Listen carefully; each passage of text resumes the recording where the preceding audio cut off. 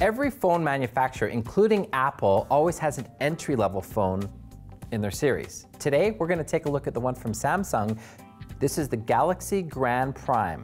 So, what makes it entry-level? Well, essentially it's the cost. They basically do a few things in the manufacturing process to make this more affordable for people that want to get into an entry-level device.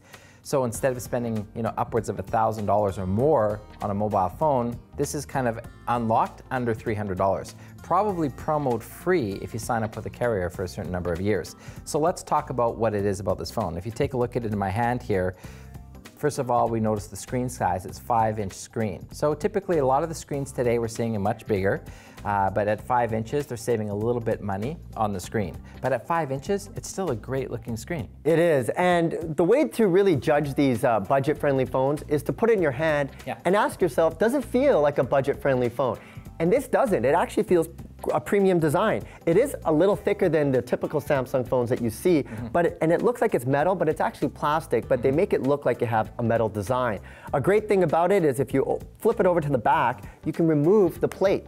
And a lot of people like this, especially if you use your phone a lot, you want to get a backup battery. Well, you can with this phone because you can just swap your batteries or your SIM card quite easily. We are noticing a trend in manufacturers in the high-end phones not to offer that because, again, they're using sort of an all-enclosed metallic. Similar to the iPhone, you've never been able to open those up. Now, under the hood, we got to talk about specs. You're going to get a quad-core processor, 1.2 gigahertz, and 1 gigabyte of RAM. That's typically what you would see with a phone that comes at this price point.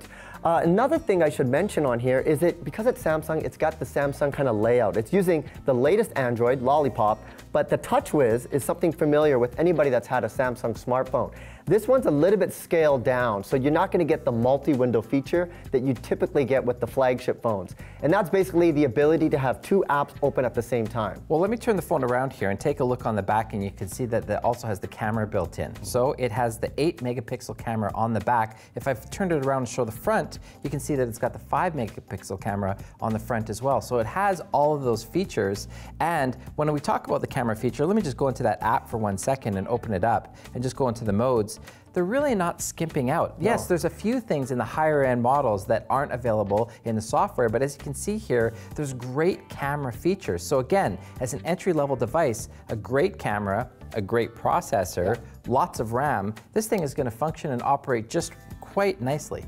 So who is this for? I think if you're looking to get a new smartphone or basically want to tip your toes into that world, this is good. Or if you need to replace your Samsung phone. Maybe a lot of people break their phones. We know that. And so if you want to replace it with something that's familiar, the Galaxy Grand Prime is the way to go. One other idea, a travel phone. Yes. If you're worried about breaking your $1,000, $1,200 phone and you want to bring something with you on your backpacking trip or camping trip, this will be a great little backup device. Just swap your SIMs, have your apps already preloaded, and you're ready to go. So if you are looking for a budget-friendly phone, check out the Samsung Galaxy Grand Prime.